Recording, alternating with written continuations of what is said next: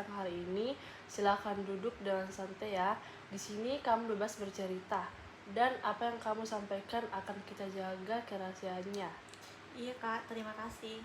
Baik, kira-kira apa yang membuat kamu memutuskan untuk datang konseling hari ini? Sebenarnya saya merasa akhir-akhir ini terlalu sering main HP. Awalnya cuma buat hiburan sebentar, tapi lama-lama jadi kebiasaan, jadi susah fokus untuk belajar. Jadi, kamu merasa penggunaan HP sudah mulai mengganggu kegiatan belajarmu? Iya, bahkan kadang saya sudah niat belajar, tapi malah buka media sosial atau nonton video. Sepertinya itu cukup mengganggu ya. Bagaimana dampaknya terhadap kegiatan kuliah atau tugas kamu? Beberapa tugas jadi telat dikerjakan dan saya sering belajar mepet sebelum deadline. Kalau kamu mengikuti konseling ini, kira-kira perubahan seperti apa yang kamu harapkan bisa terjadi? Saya ingin bisa lebih mengontrol penggunaan HP supaya tidak terlalu lama dan bisa fokus untuk belajar. Baik, jadi tujuan kamu adalah bisa mengatur penggunaan HP agar kegiatan belajar lebih teratur ya.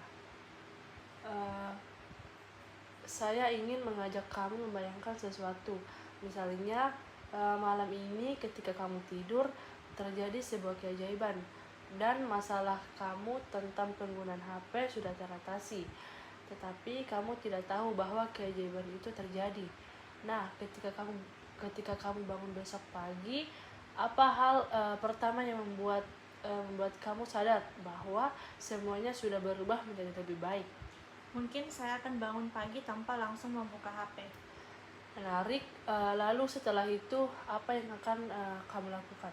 Saya mungkin langsung menyiapkan jadwal belajar atau mengerjakan tugas dulu.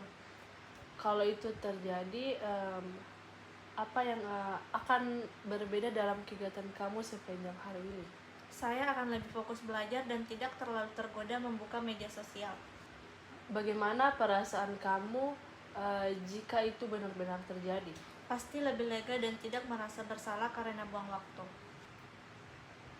Saya penasaran, apakah pernah ada waktu di mana kamu tidak terlalu sering menggunakan HP dan lebih fokus untuk belajar? Pernah sih waktu saya sedang belajar bareng teman di perpustakaan. Apa yang membuat saat itu kamu bisa lebih fokus? Karena teman saya juga sedang belajar, jadi saya ikut fokus. Selain itu, suasananya juga mendukung. Jadi ketika lingkungan mendukung dan ada teman yang belajar juga, kamu bisa lebih mudah mengontrol penggunaan HP begitu. Iya benar. Itu menunjukkan sebenarnya kamu sudah memiliki kemampuan untuk fokus. Hanya saja situasinya perlu sedikit diatur. Sekarang coba kita gunakan sebuah skala. Bayangkan skala 0 sampai 10. 0 berarti penggunaan HP benar-benar tidak terkendali dan sangat mengganggu belajar. Nah, kalau 10 berarti kamu sudah sangat mampu mengontrol penggunaan HP dan fokus belajar. Menurut kamu, kamu berada di angka berapa sekarang? Mungkin di angka 4. Kenapa kamu memilih angka 4 bukan angka 2 atau 3 gitu? Karena kadang saya masih bisa menahan diri kalau ada tugas penting. Itu berarti kamu sudah memiliki usaha untuk mengontrol diri. Menurutmu apa yang bisa membuat angka itu naik ke 5 atau 6? Mungkin kalau saya membuat jadwal belajar yang jelas dan mencoba menjauhkan HP saat belajar. Saya melihat kamu sudah cukup menyadari masalah ini dan bahkan sudah memikirkan beberapa cara untuk mengatasinya. Nah, tidak semua orang mampu menyadari kebiasaan yang kurang baik dan mau mencari solusi seperti yang kamu lakukan sekarang. Itu adalah kekuatan yang sangat positif. Terima kasih Kak. Selain itu, kamu juga sudah pernah berhasil fokus belajar di perpustakaan bersama teman. Nah, itu menunjukkan kamu punya kemampuan untuk mengubah kebiasaan tersebut.